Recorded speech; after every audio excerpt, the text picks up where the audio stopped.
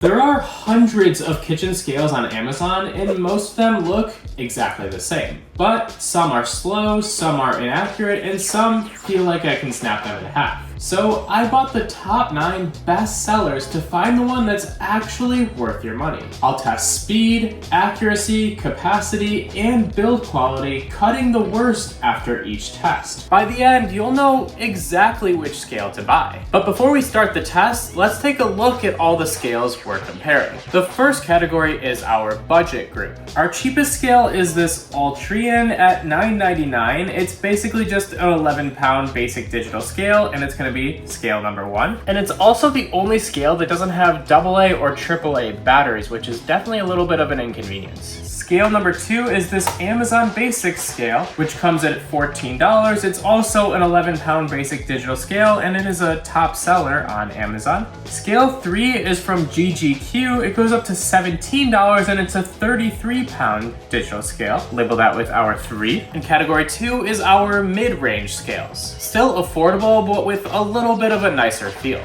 Scale 4 starts to step it up. It's from Nicewell. It's $24, and it's made of tempered glass. Definitely can feel that immediately. Scale 5 is our mechanical scale. It has this kind of mechanical bowl that sits on the top. It's from Taylor, and it is $25. And category 3 is where you get premium and specialty scales. They have extra features, but also higher price points. Scale number 6 is from Greater Goods. It is $39, and this is a coffee scale with a timer built in. Scale number 7 is from Etexity. It's $40, and it's an app-connected nutritional scale. Label it as 7. Scale number 8 is also from Greater Goods, but it is a glass scale for calorie tracking. And scale number 9, our most expensive, is from KitchenAid. It is $58, and it is a dual platform scale. Some of these feel solid, but a couple are already making me nervous. But we're gonna let the tests do the talking.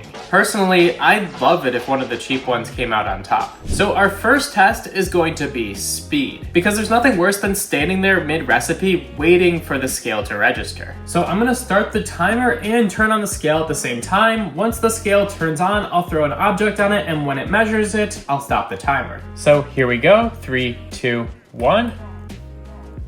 Scale's on, and we are measured. About 4 seconds. Scale number 2 in 3, 2, 1. It's on and weighed. About the same amount of time, 4 seconds. Scale number 3 in 3, 2, 1. On and weighed.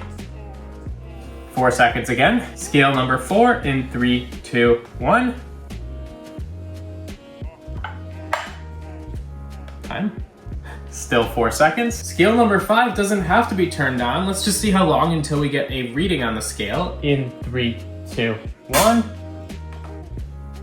1 second at most. Scale number 6 in 3, 2, 1. Also 4 seconds. Scale number 7 in 3, 2, 1. Whoa. Time. That one did take 5 seconds that time. It definitely was a little slower on the load. Scale number 8 in 3, 2, 1.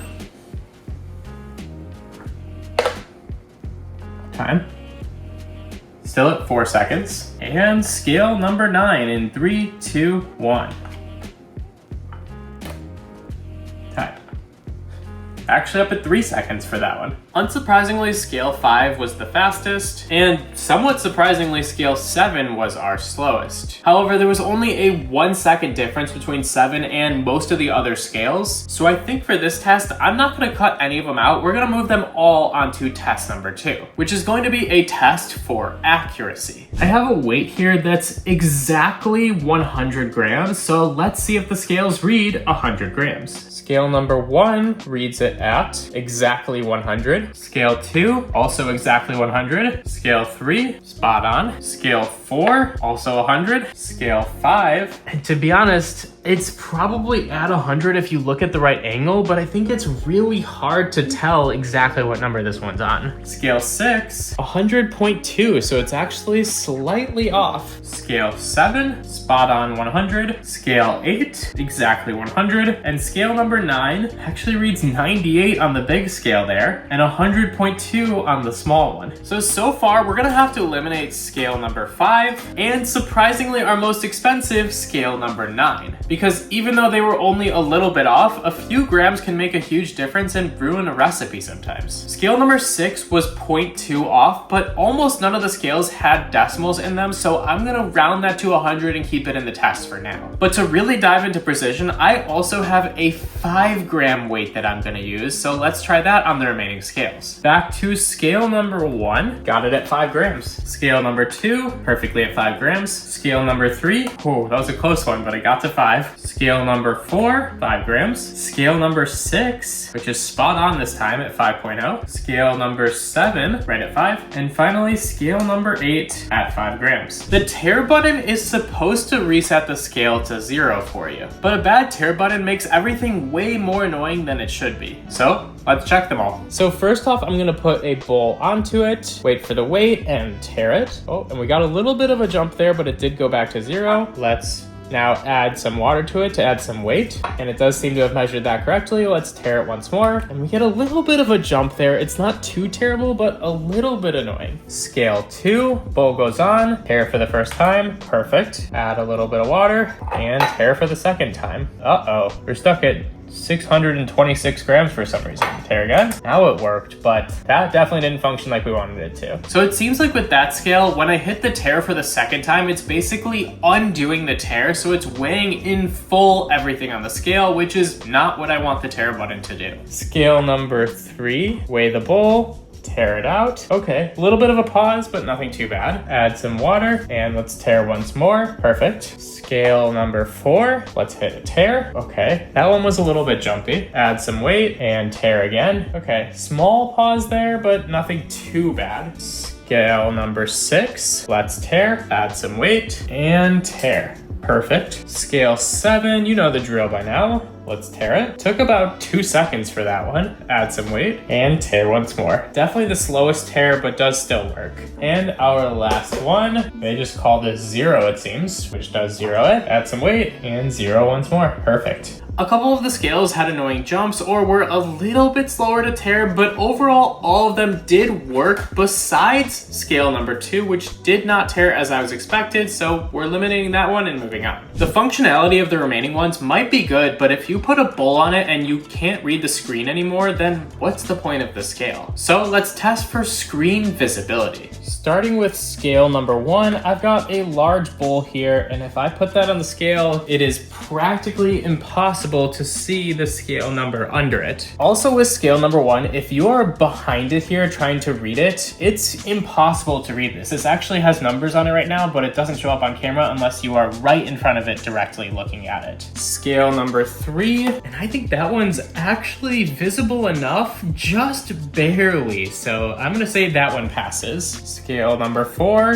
very easy to read that number still with a large bowl on it. Scale number 6, and because that design is propped up with the scale, you actually still can read the screen. Oh, it has a limit. Although apparently the weight limit is less than the weight of the watermelon, but that's not this test for now. Scale number 7. While from a straight on view, it's hard to read. If you just move your body to the side a little bit where the scale is here, you can definitely still read the grams on this one. Scale number 8. Very easy to read the numbers on it. Since scale number 1 can't be read with a large size bowl on it, it's eliminated from this test. Now, a good scale shouldn't need to be wiped off every day from fingerprints all over it, so let's take a look at how the scales have built up some fingerprints and smudges through the tests. Scale number 3, just from using this a couple of times, it is completely smudged all over the scale and would have to be wiped down fairly often. Because scale 4 is made of a tempered glass, it doesn't really get any fingerprints on it, so so this one passes. Scale 6 has kind of like a silicone feel here. Definitely isn't gonna get fingerprints on this one. 7 has the same kind of tempered glass feel. You can see the fingerprints coming, but they immediately disappear. And 8 pretty much follows suit. You can't even see fingerprints on this one. It's gonna stay clean for a really long time. Now, if I'm cleaning a scale more than I'm using it, it can't be my go-to scale. Number 3 is gonna have to be eliminated. So after 6 tests, 5 of the 9 scales have already been eliminated, which leaves us down to our final 4. The first remaining comparison we have to do is between our 2 smart scales that both measure calories, nutrition, those sorts of things. Now with scale number 8 here, it's awesome that it gives you all this information, which by the way you use by finding the food that you want in this book or through their app, typing in the code, and then it'll kind of populate the information as you weigh. However, when you're not using the scale for calories and protein and anything else and you just want a simple scale, there's kind of a lot going on with it. Scale number 7 does the same thing, not directly on the scale, but through their connected app. But when you don't want to do that, you still just have a basic scale that you can use for anything. So if you're tracking your calories and nutrition, I don't think you can go wrong with either of these 2 scales, but I do think that scale number 7 has the slight advantage between these 2, so I'm gonna eliminate number 8 from this. And that leaves us with 3 scales that honestly, I can't really tell you which one is best. It depends on what you're looking for. As I was just mentioning, if you're looking at a scale that can track nutrition better than any of the other ones, scale number 7 should be your choice. Scale number 6 is meant for a coffee pour over scale because it also has a stopwatch built into it. So you can hit this button right here and start a timer. Use that for while you're brewing coffee or basically anything you want a timer for, maybe if you're mixing something on the scale. So if that stopwatch built into the scale is helpful for you, then I would definitely go with scale number 6. However, if you're just looking for the best basic kitchen scale that you can use every single day, you don't want any of the smart features, you don't need a stopwatch, my winning choice for that is gonna have to be scale number 4. So now you've found the kitchen scale that's perfect for you, but what about that $250 ice cream machine that everyone seems to be raving about? Just because of the soft serve function.